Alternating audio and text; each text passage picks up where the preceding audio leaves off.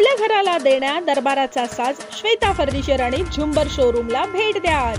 सिंधुदुर्ग आणि रत्नागिरी मधील 13,000 square feet मधील पहिलं भव्य दिव्य फर्निचर झुंबर शोरूम. खरी शान सणासुदीतली खरेदी आपल्या बजेट मधली. आपल्या घरासाठी आता दर्जेदार, टिकाऊ आणि आकर्षक फर्निचर मिळणार अत्यंत स्वस्त दरात आणि तेही तुमच्या बजेट मध्ये. यासोबतच आपल्या मनात भरेल असं घराच्या सजावटीचं सर्व अत्याधुनिक साहित्य शेकडो व्हरायटी मध्ये उपलब्ध. फक्त एकदा भेट द्या आणि घेऊन जा तुमचं मनपसंत फर्निचर तसंच सजावटीचं सर्व साहित्य. नामवंत कंपन्यांचे sofa set, marble, steel dining tables, सागवानी बेड, गाद्या, पलंग, शिडी, खुर्च्या, sofa cum bed, office chairs, office tables, पाळणे, स्टील कपाट, शोकेस, पिलो आजच खरेदी करा. त्यासोबतच आपल्या घराचं सौंदर्य खुलवण्यासाठी झुंबर, वॉल लॅम्प, LED आरसे, flower pots, PVC carpet curtain आणि बरंच काही. आपल्या घरासाठी जे जे काही हवं ते मिळणार आता एकाच छताखाली. आपल्याला हवी ती व्हरायटी, आपल्याला हवं ते साहित्य आणि तेही फक्त तुमच्या बजेटमध्ये. इतकंच नव्हे तर प्लास्टिक चेअर्स आणि डायनिंग टेबल अगदी होलसेल रेट मध्ये. मग आता वाट कसली पाहताय? आजच भेट द्या श्वेता फर्निचर आणि झुंबर शोरूम, स्वरूप अपार्टमेंट शेजारी, छत्रपती शिवाजी नगर, तालुका कुडाळ, जिल्हा सिंधुदुर्ग. संपर्क 96 37 32 34 44 आणि 95 45 65 10 10. पण मित्रांनो, देवगड तालुक्यातील स्थानिक प्रश्नांवर या ठिकाणी मला बोलणं गरजेचं वाटतं. गेले काही दिवस गणेशोत्सव काळापासून किंवा त्याच्या आधीपासून जिल्ह्यातच नव्हे तर संपूर्ण महाराष्ट्रात साथीच्या रोगांचा प्रादुर्भाव या ठिकाणी होत असताना कुठेतरी देवगड तालुक्यातील ग्रामीण रुग्णालयाने चांगली सेवा द्यावी या सेवाभावी हेतूने या ठिकाणी आमची युवा सेना यांच्या मार्फत आम्ही एक पत्रव्यवहार केला आणि या ठिकाणी चांगल्या सुविधा मिळाल्या पाहिजेत, जी रिक्त पद आहेत ती भरली पाहिजेत, याच्यासाठी पत्रव्यवहार झाला. आणि त्या पत्रव्यवहारावर या ठिकाणी जिल्हा शल्य चिकित्सक यांनी प्रेस नोट काढली, एक सभा मीटिंग घेतली आणि त्यात त्यांनी स्पष्ट उल्लेख केला की या ठिकाणी 4 अधिपरिचारिका आणि 2 डॉक्टरांची तात्काळ नियुक्ती करतोय. ही नियुक्ती झाली का म्हणून बघण्यासाठी दुसऱ्या दिवशी साहेब फुलं घेऊन गेलो आम्ही. म्हटलं नियुक्ती झाली असेल, डॉक्टर आले असतील तर त्यांचं स्वागत केलं पाहिजे. पण त्या ठिकाणी ज्यावेळी आम्ही स्वागत करायला गेलो तेव्हा सत्य परिस्थिती ही होती की त्या ठिकाणी एकही जागा भरलेली नव्हती. आणि मग त्याचा अल्टिमेटम आम्ही सोमवारपर्यंत दिलं होतं. सोमवारी तुम्ही ह्या जागा भरा. त्याप्रमाणे शल्य चिकित्सक यांनी आम्हाला आश्वासन दिलं की या सगळ्या जागा आम्ही भरतो म्हणून. आणि त्यांच्याशी चर्चा करण्यासाठी आम्ही त्या ठिकाणी गेलो असताना आमदार त्या ठिकाणी त्यांची आरोग्य कल्याण समितीची मीटिंग घ्यायला आले होते. आपण व्हिडिओच्या माध्यमातून सगळ्यांनी बघितलं असेल. कोणत्याही प्रकारची अरेरावी न करता साध्या पद्धतीत त्या ठिकाणी ग्रामीण रुग्णालयाबद्दल प्रश्न आम्हाला डॉक्टरांना विचारायचे, आम्हाला तुमच्याशी चर्चा करायची नाहीये या भाषेत आम्ही त्यांना सांगितलं. परंतु मी हा तुमचाही आमदार आहे, मला तुमचे प्रश्न सोडवायचे आहेत, तुम्ही माझ्याशी चर्चा करा. म्हणून त्या ठिकाणी चर्चेला सुरुवात झाली आणि त्या चर्चेचं रूपांतर या ठिकाणी हाणामारीत झालं. का? कारण विचारलेले प्रश्न या ठिकाणी आमदारांना कुठेतरी झोंबले. आमदार गेली 10 वर्ष या ठिकाणी सत्ता आहे, 9 वर्ष आमदार आहेत त्या ठिकाणी. पण 9 वर्षात एकदा तरी आमदारांनी या ग्रामीण रुग्णालयाच्या प्रश्नावर चर्चा केली का? विधानसभेत आवाज उठवला का? 9 वर्षात डॉक्टर भरले नाहीत? कारण यांना यांची खासगी रुग्णालय चालवायचे. देवगड तालुक्यातील ग्रामीण जनतेला या प्रायव्हेट हॉस्पिटलचा खर्च परवडणार आहे का? याची जबाबदारी कोण घेणार? हा जाब विचारायला गेलो. हा जाब आम्ही विचारायचा नाही का? मित्रांनो, खरं तर या सगळ्या कालच्या प्रकरणावरून मला सन्माननीय उद्धव साहेबांचा या ठिकाणी फोन आलेला. खरंच खूप भरून आलं होतं की माझ्या कुटुंब प्रमुखाला माझी काळजी आहे आणि उद्धव साहेबांनी मला माझी काळजी घ्यायला सांगितली. मी मातोश्रीचा कायम ऋणी राहील. या सगळ्या प्रकरणावर साहेब बोलत असताना आज पूर्ण देवगड शहरात काही भाजपच्या कार्यकर्त्यांनी बॅनर लावले. साहेब मला विचारायचं आहे, आमची सत्ता नगरपालिकेत नगरपंचायतीत आली 1 वर्ष झालं बरोबर. आज 1 वर्ष झाल्यानंतर देवगडच्या जनतेची दिशाभूल करून हे आमचे नगरसेवक तुमचा पाणी प्रश्न सोडवत नाहीत असं दाखवत आहे. पण गेल्या मागील 5 वर्षात तुमच्याकडे सत्ता होती, तुम्ही 9 वर्ष आमदार आहात, तुम्ही का नाही पाणी प्रश्न सोडवला देवगडचा? हे आम्ही विचारायचं नाही का? आम्हाला अधिकार आहे, नागरिक आम्ही. साहेब, या ठिकाणी मोठे मोठे होर्डिंग लावलेत. जवळपास 222 कोटीची कामं या ठिकाणी आमदारांनी या विधानसभेत केली. या 222 कोटीचं कॅल्क्युलेशन 2200 कोटीची कामं केलीत. याचं जर गणित घातलं तर प्रत्येक तालुक्याला किती लाख, प्रत्येक गावाला किती लाख आले पाहिजेत, किती कोटी आले पाहिजेत, ते आलेत का? आपल्या गावाचा विकास झालाय का? हे सगळं आपण उघड्या नजरेने पाहिलं पाहिजे, लोकांपर्यंत पोहोचवलं पाहिजे. साहेब, त्यात एक मुद्दा आहे. 250 कोटी रुपये गगनबावडा घाटासाठी खर्च केलेत. अहो, लाज वाटली पाहिजे. त्या गगनबावडा घाटात जर एखादी डिलिव्हरीची बाई जर कोल्हापुरात न्यायची झाली ना, तर तिचं बाळंतपण त्या गाडीत होईल, अशी परिस्थिती त्या गगनबावडा घाटाची आहे. मग 250 कोटी गेले कुठे, हे आम्ही विचारायचं नाही का? आणि हे प्रश्न जर आम्ही विचारायला गेलो तर आमदार आम्हाला गाडीत उचलून टाकून बाहेर नेऊन चर्चा करूया, तुला दाखवतो मी कोण आहे आणि तू कोणाशी बोलतोय. साहेब, माझं खुलं आव्हान आहे. मी माझ्या घरच्यांना साहेब सांगितलंय, पक्षासाठी माझ्या जीवाचं काय बरं वाईट झालं तर तुम्ही काळजी करू नका म्हणून.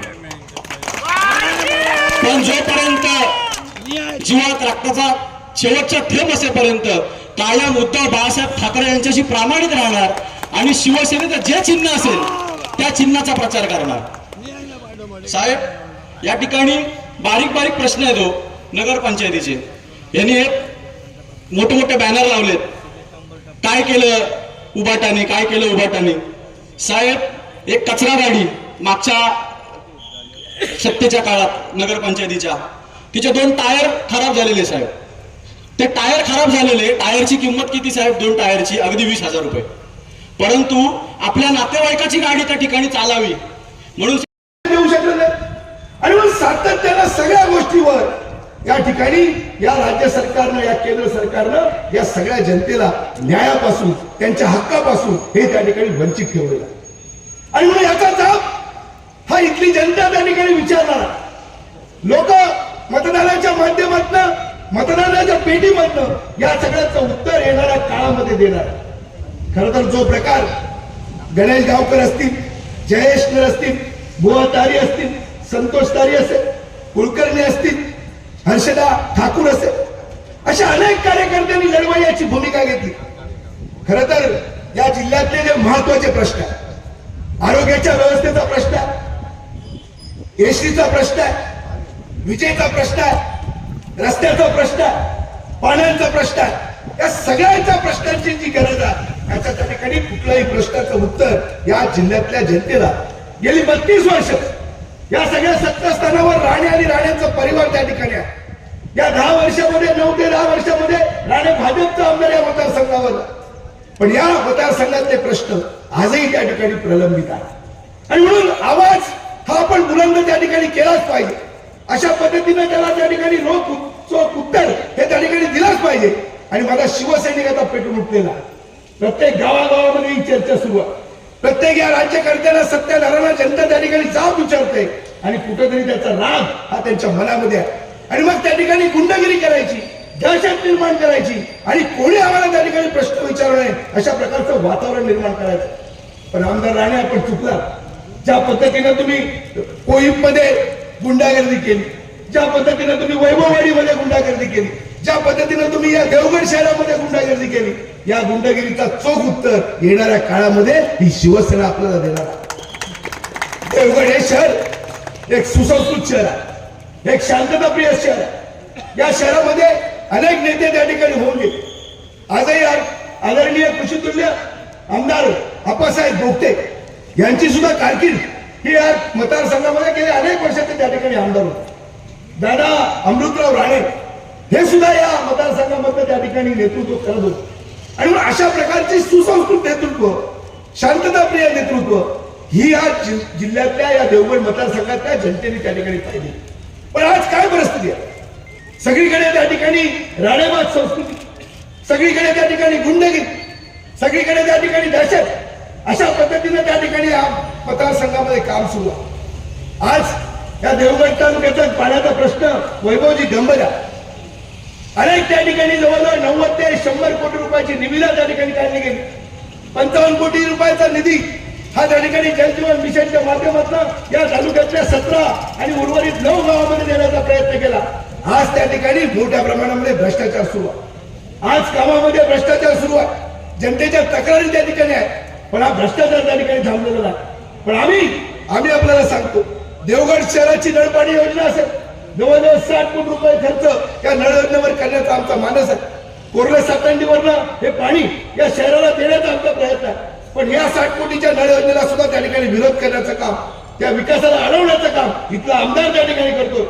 या जिल्हा परिषदेच्या मार्फत प्रादेशिक नळ योजनेचा आराखडा सुद्धा त्या ठिकाणी तयार झालेला आहे. बाकीचे सर्व गाव सुद्धा त्या निमित्ताने घेतलेले आहेत.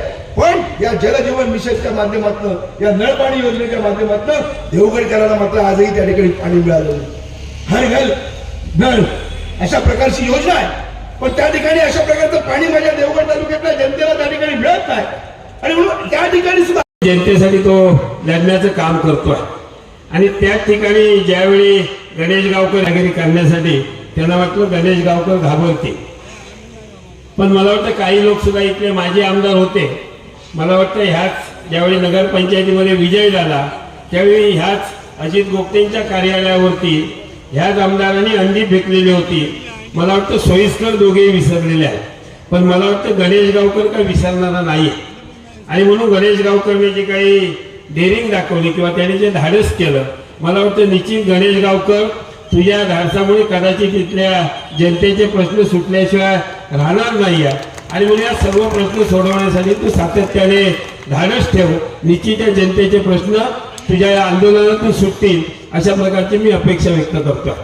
आम्ही देवगडमधून येते वेळी आमदार साहेब संदेश पारकर आम्ही चर्चा करत होतो की भाजपने बरेचसे बॅनर लावले आहेत.